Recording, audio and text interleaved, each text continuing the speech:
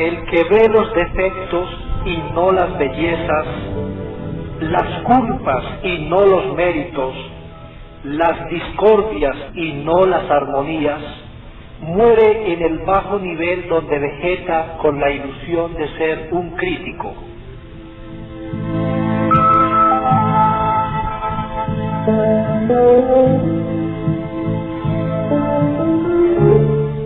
Muy buenas, amigo mío.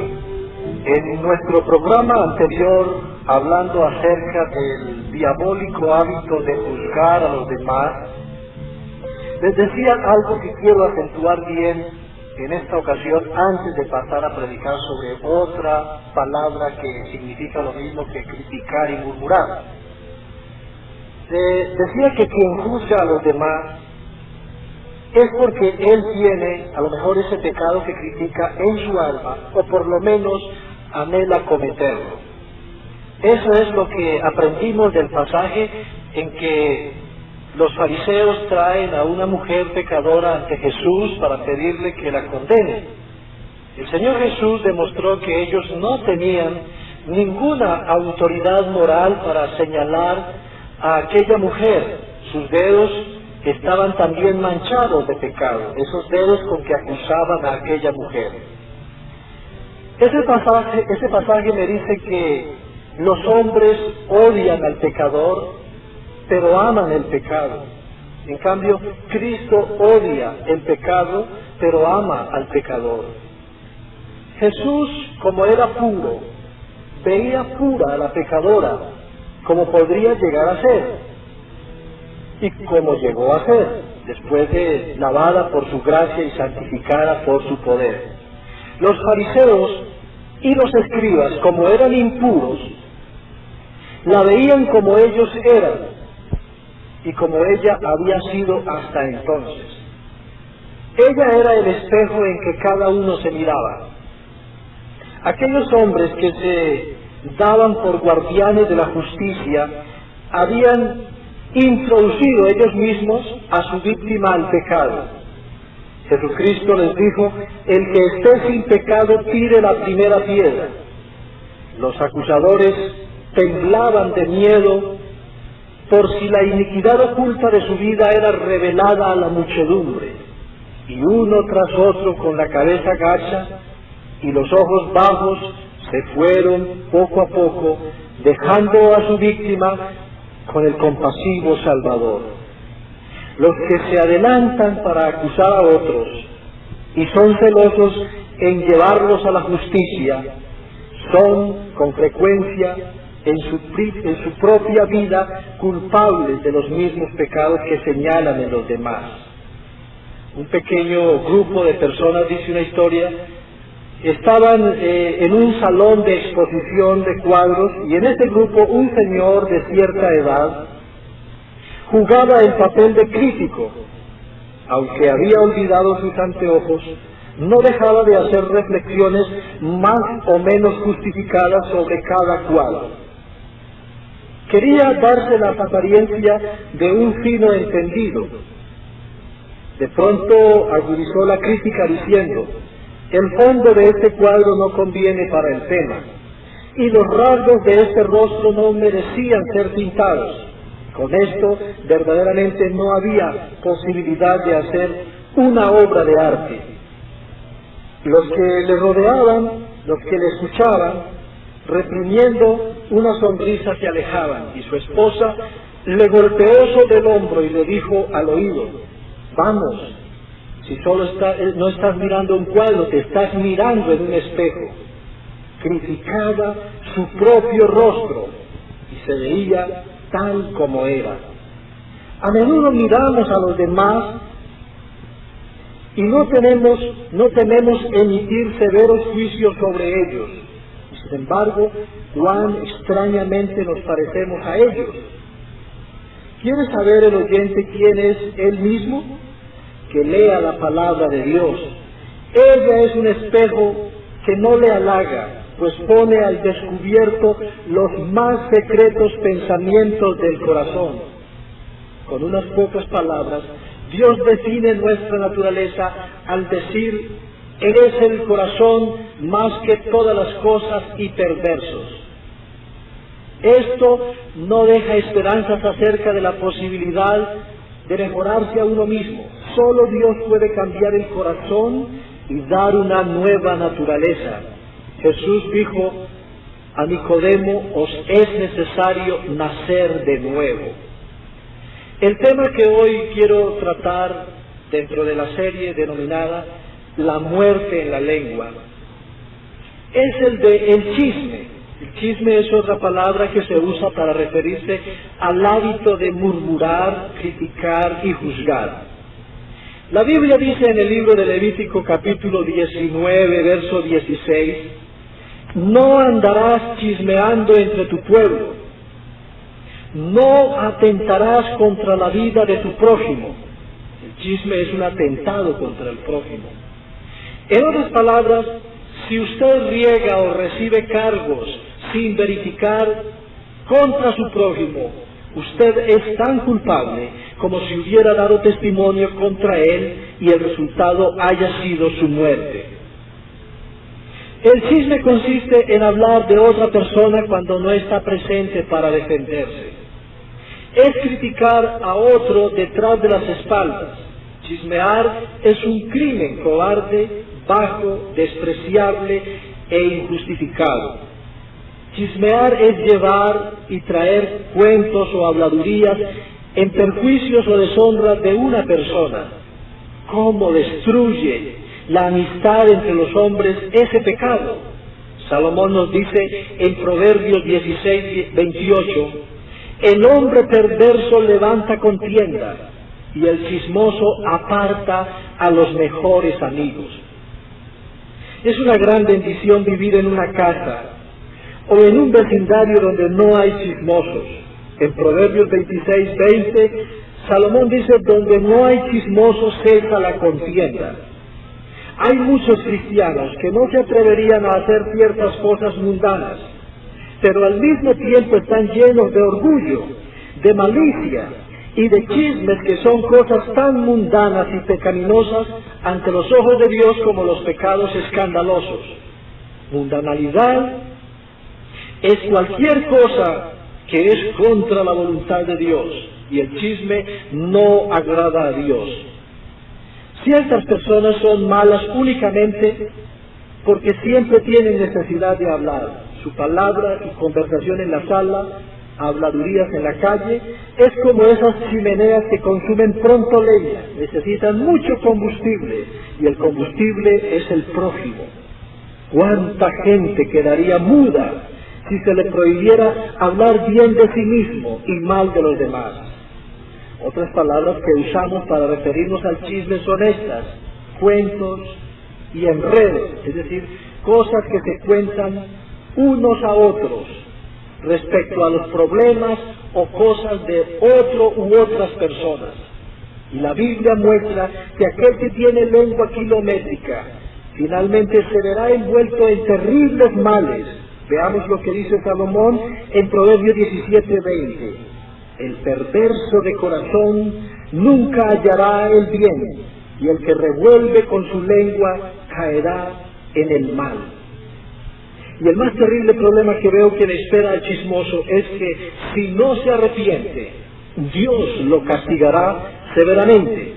El Señor en el Salmo 101:5 dice: al que solapadamente infama a su prójimo, yo lo destruiré. El chismoso es un ser despreciable y terriblemente perjudicial. Hay un siniestro brillo en sus ojos, en los ojos del chismoso, una alegría no disimulada en su rostro cada vez que alcanza a vislumbrar un poco de fango en las vidas ajenas y que le da material para irlo esparciendo en voz baja y con gozo secreto. Los sembradores de chismes, eternos maestros de la desunión, miden el mundo con la medida de su pequeña alma mediocre. Bien podríamos decir que la cizaña que se menciona en la parábola de Jesús es el chisme de hoy. Leamos este pasaje en San Mateo capítulo 13, verso 24 en adelante. les refirió Jesús otra parábola diciendo: el reino de los cielos es semejante a un hombre que sembró buena semilla en su campo. Pero mientras dormían los hombres, vino su enemigo y sembró cizaña entre el trigo y se fue. Y cuando salió la hierba y dio fruto, entonces apareció también la cizaña. Vinieron entonces los siervos del padre de familia y le dijeron: Señor, ¿no sembraste buena semilla en tu campo? ¿De dónde pues tienes cizaña? Él les dijo: un enemigo ha hecho esto. Y los siervos le dijeron: ¿quieres pues que vayamos y la arranquemos? Él les dijo: no sea que al arrancar la cizaña arranquéis también con ella el trigo. Dejad crecer juntamente lo uno y lo otro hasta la siega. Y al tiempo de la siega yo diré a los segadores: recoged primero la cizaña y atadla en manojos para quemarla, pero recoged el trigo en mi granero. El encuadre dentro de su marco campesino es perfecto. Es un campo de siembra. En él el dueño muy de mañana sale a sembrar trigo, la buena semilla que servirá para calmar el hambre futura. Hasta aquí no hay problema, pero por la noche el enemigo, aprovechando la sombra, siembra la cizaña. Esta es una semilla parecida al buen grano. Realiza su acción y se va a su casa con una alegría diabólica. Su prójimo tendrá una sorpresa. La cizaña, al crecer, agostará el trigo, le quitará su jugo y no podrá fructificar normalmente. Así sucedió. La acción del mal es a veces inevitable. Solo en la cosecha final habrá justicia para todos. He aquí el misterio del bien y del mal en el mundo. Agentes invisibles que están en perpetua lucha. Es la realidad de los malvados que siembran cizaña, chismes, sospechas en el campo fértil. El chisme está contra la unidad y la fertilidad. Amigo, no quiero terminar este mensaje sin recomendarle una forma especial que nos acojamos a la gracia de nuestro Señor Jesucristo, para que Él limpie nuestro corazón de toda maledicencia, de toda vana manera de vivir, para que seamos sinceros, para que seamos honestos, para que tengamos verdadero amor por el prójimo, para que sepamos controlar nuestros pensamientos y nuestras palabras. Jesucristo el Señor, y solo Él, tiene poder para limpiar nuestra conciencia, nuestro corazón. Tiene poder para hacernos nuevas criaturas. Si usted ha cometido un pecado por causa de su ligereza al hablar, ríndase al Señor y pídale perdón, y Él le dará amor y sabiduría, y si su paz está en su corazón, usted nunca querrá hacerle un daño a su prójimo hablando, murmurando o criticando algo de él. El Señor le enseñará a amar a su prójimo y le dará ese amor tan abundante que usted podrá perdonar todas sus faltas.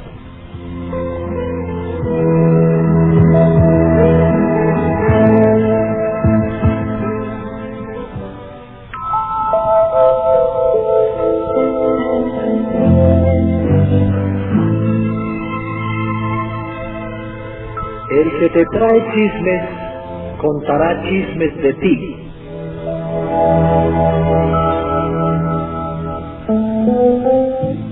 Muchos saludos, mi amigo. El tema que quiero presentarles en esta ocasión es el siguiente: ¿cómo frenar a los chismosos? Continuando entonces con el tema que teníamos en el programa anterior, dentro de esta serie titulada La muerte en la lengua. Voy a dar a continuación una serie de consejos sobre cómo corregir el pecado del chisme en otros. Puede ser que Dios lo use a usted para ayudar a alguien que sinceramente necesita cogerle dobladillo a su lengua. No es justo que nosotros colaboremos de pronto sin darnos cuenta con el trabajo del chismoso. Si todos nos ponemos de acuerdo para corregir al chismoso, no solamente le estamos haciendo un favor a él, sino a todos aquellos a quien Él ha hecho blanco de sus habladurías, y nos estamos librando nosotros mismos de vernos de pronto envueltos en terribles enredos. Esto es entonces lo que les recomiendo. Primero, no le demos material al chismoso. Si le damos tema al chismoso, nos hacemos cómplices de ese crimen. Alguien dijo por eso: ten cuidado con lo que dices, a quién se lo dices, la forma en que lo dices y el lugar donde lo dices. Y es verdad, las palabras repercuten más lejos que el disparo de un fusil. Tengamos cuidado. Nuestros corazones son tan propensos a divulgar las habladurías como a recogerlas. No le eche aceite al fuego. No hable con una persona de lengua suelta. No hable asuntos importantes, asuntos delicados, por supuesto. Es más, la Biblia nos recomienda no hacer amistad con el lenguisuelto. Salomón dice en Proverbios 20:19, el que anda entre chismes descubre el secreto. No te entremetas pues con el suelto de lengua. Es un riesgo hablar con el que no refrena su lengua, pues de pronto uno puede inocentemente hacer algún comentario delicado y esa persona se encarga de ponerlo en evidencia, haciéndolo pasar a uno por momentos muy difíciles. La segunda recomendación es esta: no permita que alguien venga a usted a contarle lo que otros hablan de usted. Dígale a esa persona que usted le agradece la información, pero que en verdad ese tipo de noticias no lo edifican. Alguien dijo con mucha sabiduría: quien te insulta verdaderamente es quien te transmite los insultos de otros. Dicen que una señora, dama en la corte, se presentó ante el rey Federico el Grande de Prusia. Vuestra Majestad, le dijo, mi esposo me trata muy mal. Este no es mi negocio, le contestó el rey. Pero siguió ella: es que él habla mal de vuestra majestad. Ese no es vuestro negocio, le contestó secamente el rey. A veces es necesario hacerle ese tipo de desplantes a esas personas que, aunque aparentan estimarlo mucho a uno y velar por la felicidad de uno, la verdad es que quieren hacerle un mal, quieren ponerlo en enemistad con otras personas. Otra recomendación, la tercera: si se trata de algo muy delicado que alguien está hablando de usted, trate de comprometer a la persona que viene a contarle eso para que ella responda por sus palabras. No hay nada que espante más a un chismoso que decirle: pero usted tiene que sostener eso cuando yo lo llame a testificar. Se dice que un ministro del Evangelio, cansado de que los miembros de la iglesia llegasen hasta él con quejas de otros hermanos, decidió comprar un libro de papel rayado en cuya cubierta escribió: libro de quejas de unos miembros de la iglesia contra otros miembros de la misma. Cuando un nuevo descontento vino, le presentó el libro abierto por la primera página y le dijo: escriba aquí en qué consiste su queja contra tal hermano y firme el papel. El descontento le miró con extrañeza. ¿Para qué?, le preguntó.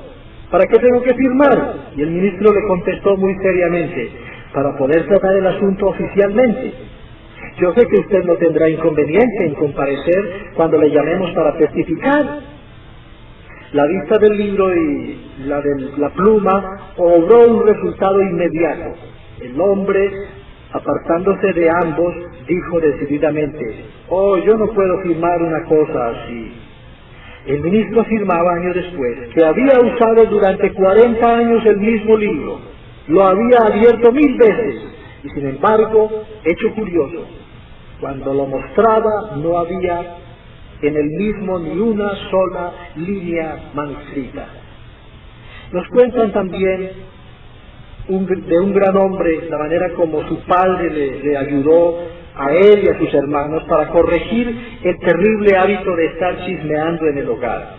Él dice: éramos 6 hermanos y frecuentemente estábamos metiendo chismes y críticas, lo cual era causa de gran disgusto para nuestro padre.